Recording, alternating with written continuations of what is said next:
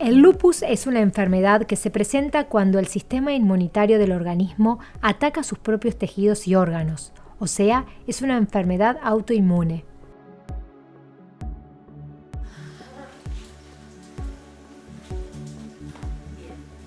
Es una enfermedad autoinmune que se le llama. Podríamos empezar a ver qué es la enfermedad autoinmune o definir qué es la inmunidad. La inmunidad es las defensas nuestras, ¿no? O sea, ¿qué son las defensas o la inmunidad? Normalmente es lo que nos defiende a nosotros de los gérmenes externos para que no nos enfermemos, ¿no? Y de alguna manera las enfermedades autoinmunes lo que hace es que desconoce el organismo nuestro y nos ataca a nosotros mismos, ¿no? Cuando una persona tiene lupus, el sistema inmunitario se descontrola y es incapaz de distinguir entre algunas de las células normales y sanas del propio organismo y los gérmenes que provocan infecciones. Por lo tanto, el sistema inmunitario responde fabricando autoanticuerpos que atacan a células normales del cuerpo.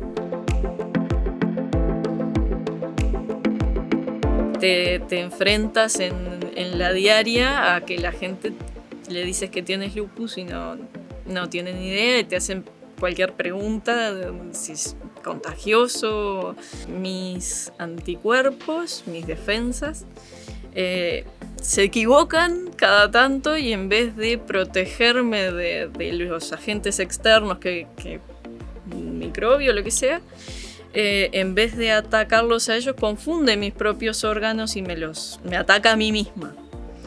Entonces me pasó con los riñones, es como que te genera como agujeritos en los órganos y bueno, y ahí es que se empieza a complicar un poco. Pero básicamente la idea general es esa. Y el lupus es una enfermedad autoinmune, el prototipo de las enfermedades autoinmunes, la más clásica de todas, en donde de alguna manera ese sistema inmunológico empieza a desconocer los distintos órganos y sistemas de nuestro cuerpo y nos ataca, ¿no? La inflamación que causa el lupus puede afectar distintos sistemas y órganos del cuerpo, como las articulaciones, la piel, los riñones, las células sanguíneas, el cerebro, el corazón y los pulmones. En sí mismo, ¿por qué se produce? Y no se sabe, a pesar de que hace muchos años que existe, no se sabe. Y hay muchos factores que se plantean que pudieran haber, que son, por ejemplo, dice que hay factores genéticos, o sea, cuando un paciente, uno le está planteando el diagnóstico de lupus, hay antecedentes familiares, ¿no? Es muy importante preguntarle al paciente si en su familia tiene a la madre o alguna abuela o tías. ¿Por qué hablo en sexo femenino? Porque es más frecuente. Digo, ahí también tenemos los factores hormonales también. En general el lupus es mucho más frecuente en el sexo femenino. Mira, yo lo estudié en mi familia y no encontré antecedentes, pero en realidad los médicos mismos te dan múltiples causas porque realmente nadie sabe por qué surge.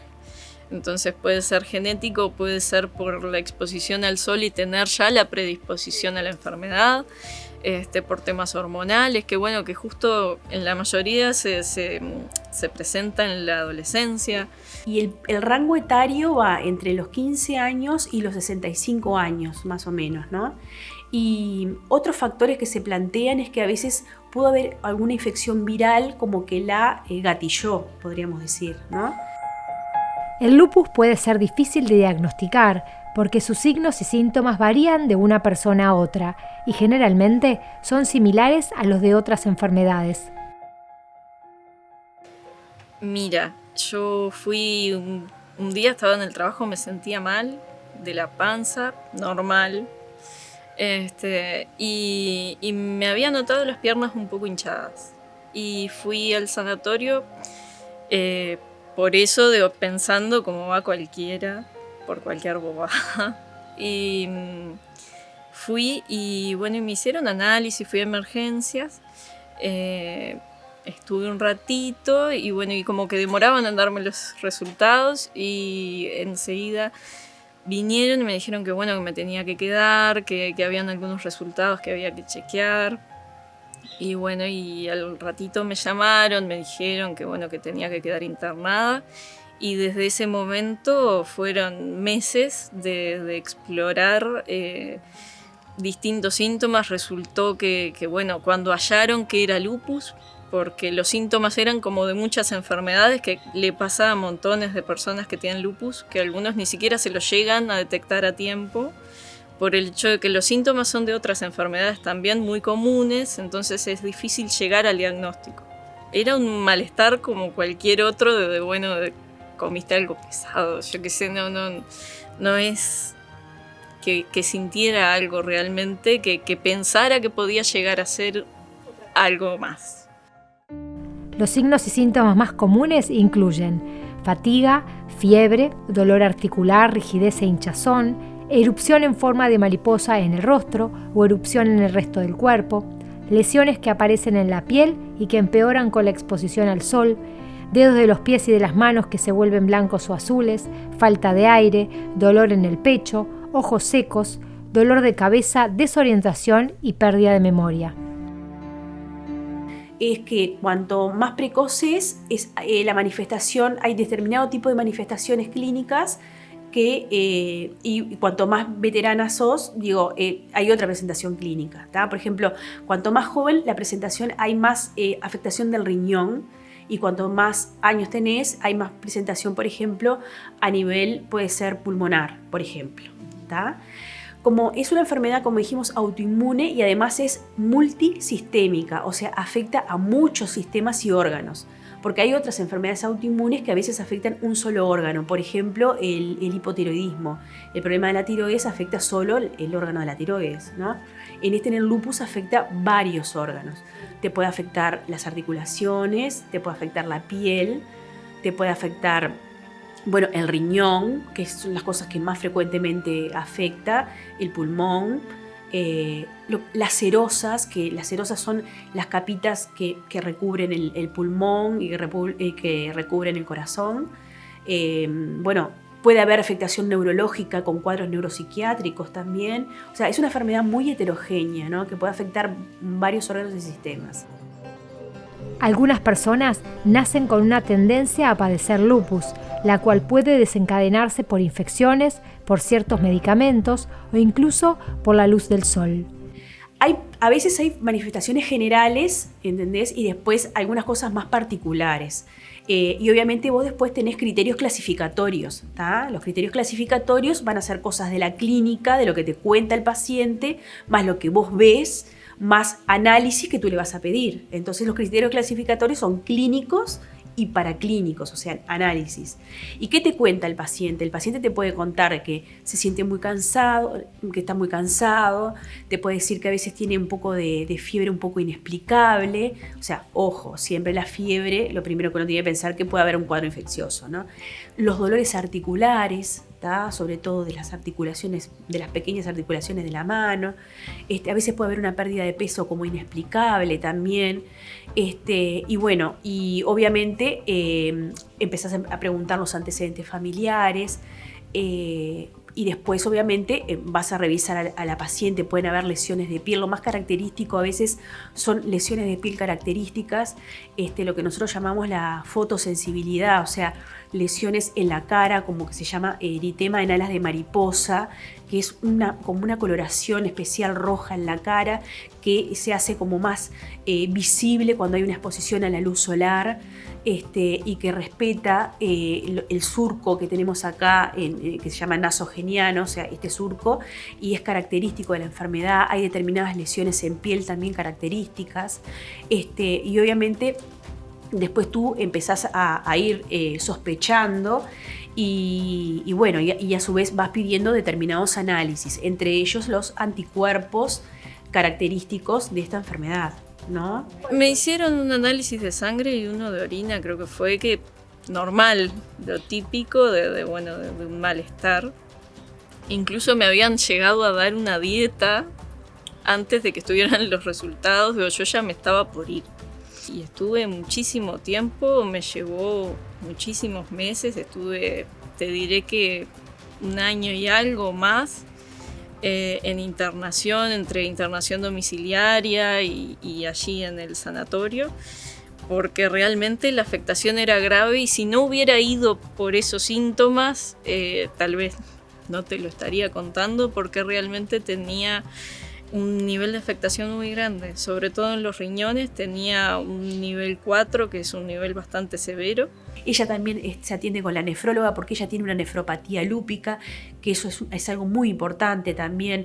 La nefropatía lúpica es uno de los órganos que más se toca, y también tiene un pronóstico importante, ¿no? Porque a veces estos pacientes llegan a ¿cómo se llama?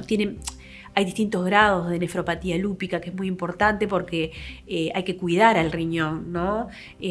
Porque a veces hay un porcentaje mínimo, pero existe, que a veces puede llegar hasta la insuficiencia renal, ¿no? Esperaban que me diera fiebre, que tuviera manchas, que viste que el lupus se destaca, digamos, por el tema de los eritemas. Y nunca tuve nada, entonces como que también por eso les llevó más tiempo encontrar realmente lo que era. Meses, porque incluso descartaron tumores, me pasaba de estar internada y que venían todos contentos, ¿no? Y me decían, bueno, hoy descartamos cáncer tanto, y te choca porque, bueno, como que de estar bien trabajando al otro día, encontrarte con situaciones así es bastante complejo, pero llevó mucho tiempo y muchos análisis, muchos estudios. Uno de los lupus más graves son el que se manifiesta de forma neuropsiquiátrica, ¿me entendés? Porque el lupus neurológico, primero que ese es uno de los más difíciles de diagnosticar, porque es como un diagnóstico un poco de descarte, porque cuando vos tenés una manifestación neurológica, si el paciente ya es una lúpica, igual siempre tenés que descartar y pensar en la infección, o en lo vascular. También una cosa que quiero aclarar es que en general la paciente lúpica siempre tiene un mayor riesgo cardiovascular por la propia enfermedad. Tiene más riesgo de tener infarto, tiene mayor riesgo de tener accidente cerebrovascular, por la propia enfermedad, porque es como una enfermedad inflamatoria generalizada, asociada a veces a que también tienen determinados anticuerpos, como los antifosfolipídicos. O sea, no es una enfermedad un poco compleja, ¿no? Y ya te digo, el tratamiento es de acuerdo al órgano que esté más afectado, ¿no? Lo que sí siempre se utiliza en estos pacientes, en general, todos, es la hidroxicloroquina, ¿tá? Que es un antipalúdico que se utiliza habitualmente contra la malaria, el paludismo, pero es un medicamento súper noble que no tiene efectos secundarios. Es más, se utiliza en el embarazo, se utiliza en la lactancia y es un antiinflamatorio por naturaleza, es excelente. Si bien no existe una cura para el lupus, los tratamientos pueden ayudar a controlar los síntomas. La mayoría de las personas con lupus tienen una enfermedad leve que se caracteriza por tener episodios denominados brotes, en los que los signos y síntomas empeoran durante un tiempo, que después mejoran o incluso desaparecen por completo durante una época. Es una enfermedad bastante impredecible que se manifiesta en empujes. Entonces ese fue mi empuje de diagnóstico y fue el más grande que he tenido hasta ahora. Y para lograr dominarlo tuve que pasar por quimioterapia, tuve que pasar por muchísima medicación para lograr controlarlo. Y fue bastante complejo y me llevó mucho tiempo. Tienes que evitar cosas que a ellos les genere ese brote, ese empuje. Entonces tienes que, por ejemplo, una de las cosas que a ellos les genera el brote es la luz ultravioleta. Entonces tú tienes que cuidar que no tengan exposición al sol. ¿Tá? Entonces, por ejemplo, ellos no pueden ir a la playa. Y en el verano, por ejemplo, tienen que usar una pantalla solar, tienen que usar gorro. Medicación de por vida, que está de mañana, de noche, remedios para los efectos de los remedios, y es un montón.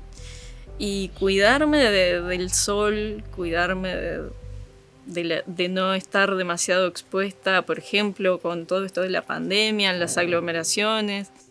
El estrés es brutal. El estrés es brutal. Bueno, eso es muy difícil decirle a la gente que no se estrese, pero bueno, es lo que tenemos que tratar. El tema de evitar el estrés, de mantener la tranquilidad, porque también los picos de estrés generan empujes. Las infecciones de algún tipo, ¿viste? Eso también a ellos le provoca un brote, ¿viste? Infecciones urinarias, infecciones respiratorias, alguna infección de piel. Por ahora, en el aquí y ahora, es llevarlo con medicación. Tengo controles cada 3 meses más o menos, que los doctores se van fijando si los indicadores van bien, si todo está estable.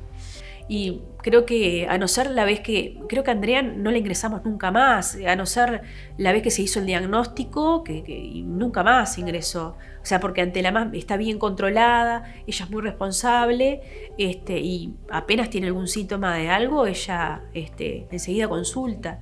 Que así es como se debe. Y así es como se debe trabajar y así es como se debe actuar.